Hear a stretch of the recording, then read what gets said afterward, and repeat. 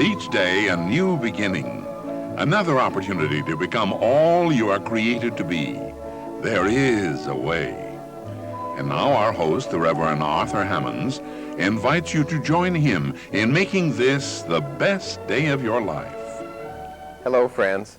Recently, this quotation caught my eye. It said, the person who risks nothing, does nothing, has nothing, is nothing. Only a person who risks is free. That seems to fit in with today's program, and as you've probably guessed, we're going to talk today about taking risks. And here to tempt Providence with us is Dr. Gregory Penn. Dr. Penn is the minister of the Center for Spiritual Awakening, Unity of Escondido in Escondido, California. Dr. Penn is also host of the successful television program Aspire, which is seen in the San Diego area and in the Los Angeles areas.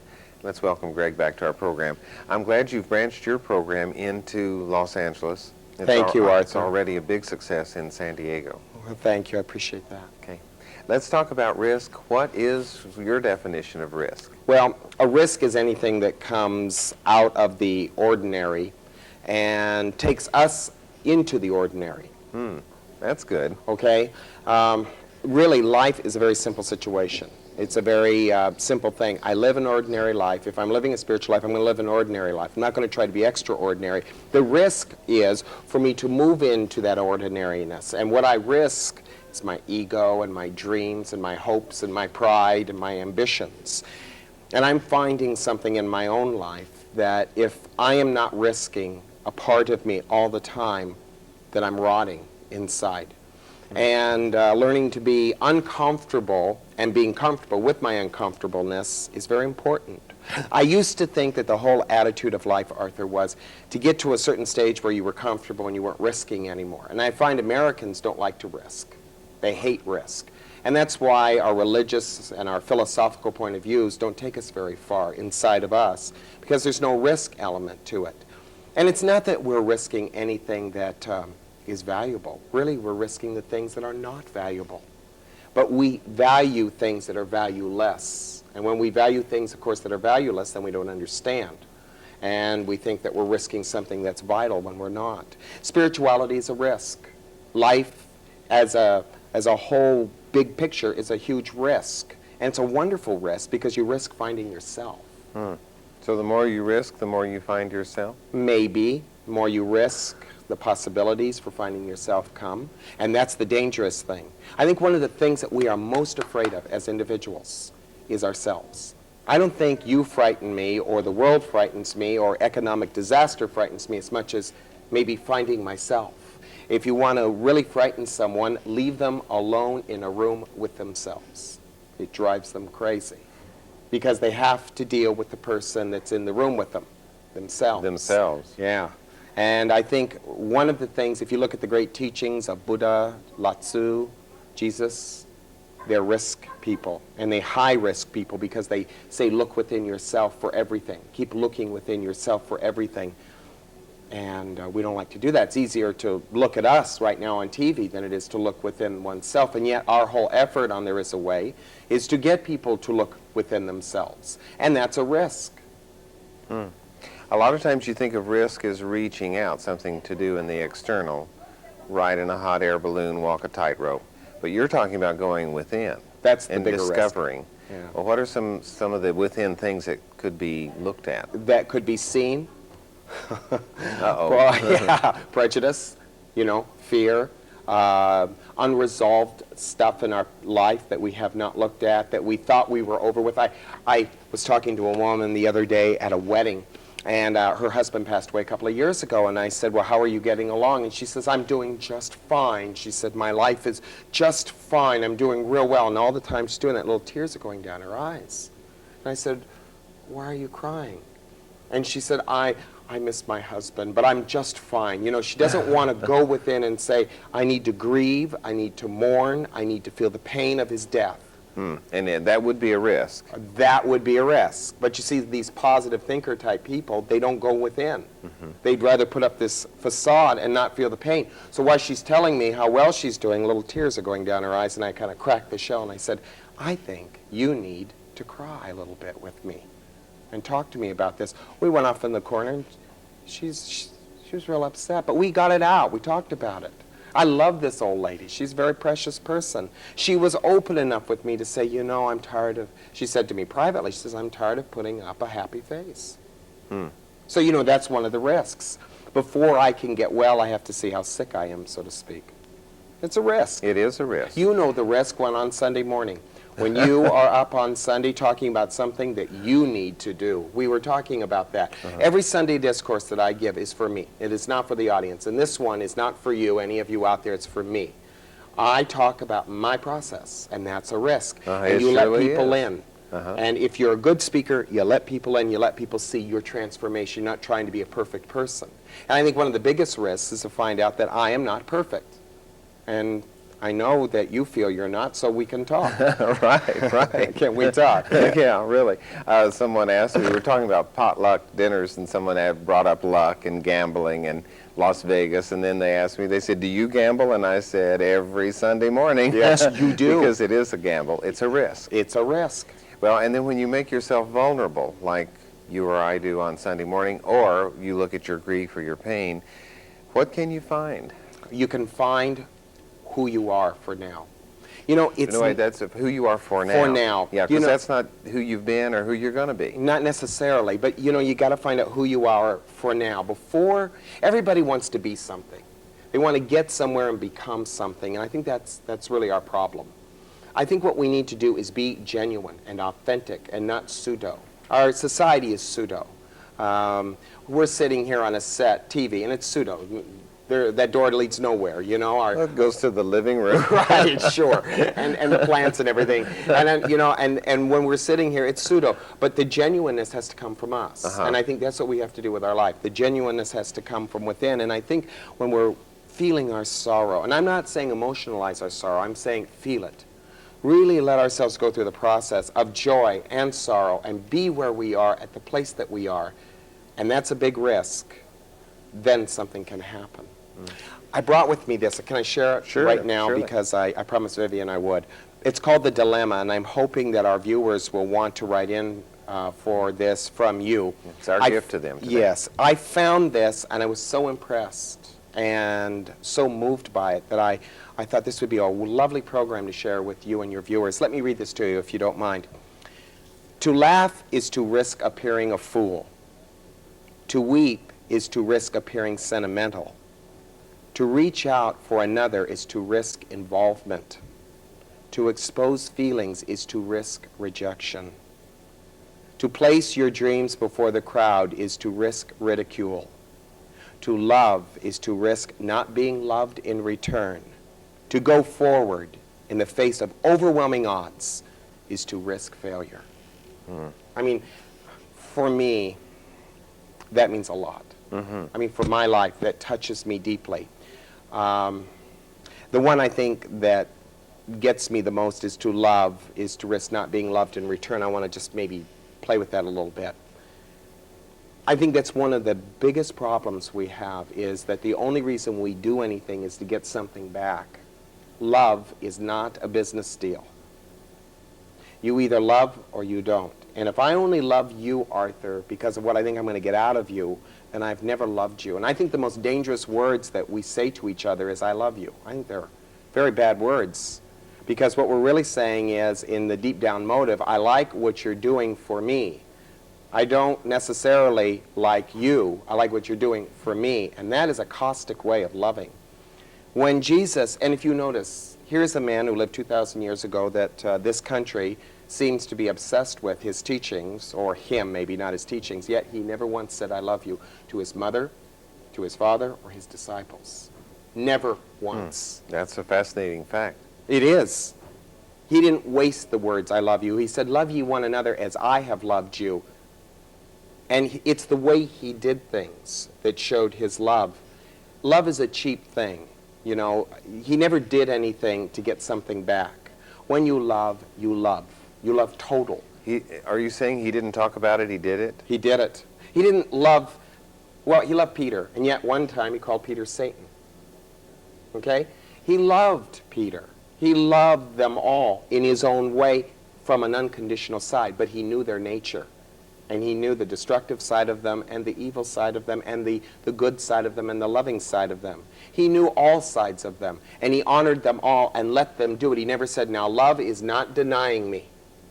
Love is believing that I will resurrect. He never said that. He just allowed his life to be that example of love, which is very powerful. I think we should stop talking about love and risk loving. And the risk is that I might not get anything in return for what I am giving. And if return is more important to me than the loving itself, then something is wrong. We have to learn to do one thing. We have to learn to seek to accumulate those things that by their giving away makes more. Don't accumulate things by giving away makes less. Loving by giving it away makes more. The true love that is unconditional. The other kind of love seems to take away from us. Okay, loving makes more when it's given away. Then to love is to risk not being loved in return. You don't have to be concerned about being loved in return because you know that because you gave love, more is going to come back to you. No, you love because you can, not because of what's going to come back to you, Arthur. You've got to forget about coming back. Nothing. Don't worry about anything coming back. Life happens, and whatever happens will happen. If you look at Jesus, what reward did he get for being loving? Good Friday? Huh? No, the resurrection, the Right. more life. All right, so you can't look at it as return. If you had stopped at the resurrection, would have thought, I mean, at the crucifixion, would have thought there was nothing. Okay? True. And there's a lot of people who don't believe in resurrection, okay? And that's their thing. What I'm saying is don't look for return. Just give because you can. Not because you should, and not what you're going to get back, but because you can. Most people cannot do that, and that's why when they say they love you, you've got to be wary. You know they say they love you, and then that same love, if you disappoint them, turns into the same amount of energy of resentment and hostility they can have towards you. I have learned lately in my own life to risk loving from another point of view. Instead of saying I love you, I love. I find ways to love. Without putting it into words, but putting it into action.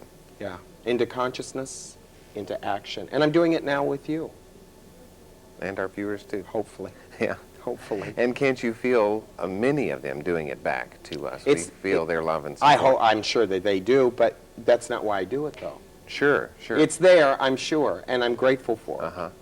But you know, it's much more important that I give because I can, and not because what I'm going to get back is going to make me better, feel comfortable, make me warm and cozy. And that's the problem with a lot of people with their giving. They give because they want something back. If you do that, then your giving is not giving. You give because you can. You give because it's that opportunity, because you can. Remember the Good Samaritan. What a wonderful parable that was by the Master. The man helped the injured person, the Samaritan, because he could, not because he was going to get anything back. Because he had the resources and he could. And that is the key to love, the deepest secret to love. Okay. And there's real hope there for someone who says, I don't have the resources to build a university or to help to find the latest cure for something, No. but I do have the resources because they're there to be the best that I can be and to love. If I can pull a weed, if I can write a letter, if I can be kind, it is enough. These are great ideas. I have more questions about risking, and we'll be back in just a few seconds, and I'll tell you about our brochure. Why do we risk in our spiritual awakening? Okay, we have to risk to awaken. That's the key. If we don't risk, we don't awaken. If we only do what's comfortable, if we only do what's natural in our human nature, then we're going to find we make no progress. An example, Jesus said, what reward have you if you only love them that love you? You know, you have no reward. There's no risk. There's no stretching. For me, the idea is not to stretch for concepts. The idea is not to stretch for new ideas. The object is to stretch for love, to make that inner stretch, to go beyond myself, to forgive myself for maybe something that I have felt remorse for many years or hurt by, to risk being genuine and authentic and honest with myself, with you, with people around me, those are the risks that you take. In that stretch comes a more open person. Love is not to teach us how to get along with one another. That is added unto us. Love occurs when I can be alone with myself.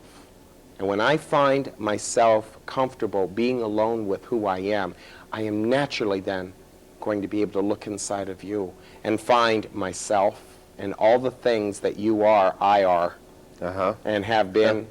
And I can have a deep relationship with you that goes beyond the concept of what we call love, what we call right and wrong, and what we call good and bad. Now there's a relationship, which most people don't have. That's intimacy, and that's the risk you take, being intimate with someone. And isn't the most frightening thing, Arthur, to be honest with someone? Yes, it is. That is the most frightening thing in the world. Makes you very vulnerable. Very vulnerable, but without that vulnerability, there is no growth. There's nothing can happen. And that's why people are so comfortable in their theology and their religion, because they want a religion and a theology that they can build this little castle around, this little moat, and nobody can get to them. But life gets to us, Arthur. No matter what, life is going to get to So me. if we don't volunteer, we get drafted. Right. Well put. And I love it. What do you think we fear most about risking? I think we fear being discovered. I think that's the But greatest risk. you see people in your congregation, and I see people in my congregation, that if other people knew their story, they would be inspired. If they got discovered, it would be really heartwarming and encouraging.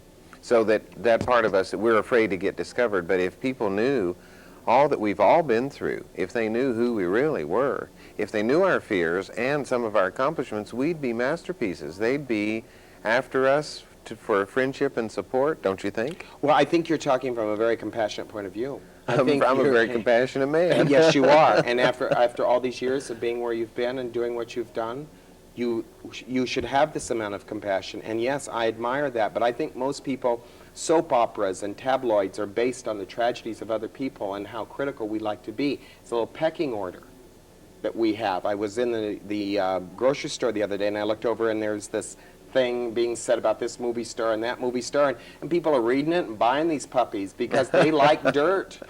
And most people don't have that kind of compassion. And you're talking from a point of view where you've seen people go through processes, and you have that objectivity. I think most people, Arthur, as I look at them, are ashamed of what they've been through and ashamed of their life because they've been taught that if you had failure, if you had problems, or if you did something that was quote-unquote regrettable or wrong, that there's something wrong with you. And I disagree with that. I think every person is a human being and needs to risk understanding their humanity to find their divinity. Divinity is found by looking through your humanity. It is not an ugly, bad thing to be a human being. It is simply a part of the process of finding ourselves. And if I will go into myself and honor my humanity, I will in turn find right behind it my divinity. And isn't it interesting that Jesus never called himself anything spiritual? He never called himself the Christ. He called himself the Son of Man. He talked first about his humanity, not his divinity. Most people look at they think that Christ was Jesus' last name. And I think it's a very pathetic thing. A missing element in the transformation of us is that middle part. I'm a human being, I'm here on this planet, and I'm here to experience the things that human beings experience, and some of that is mistake. Some people are trying to avoid risk, but you can't. Why can't you? Because you can't avoid being wrong.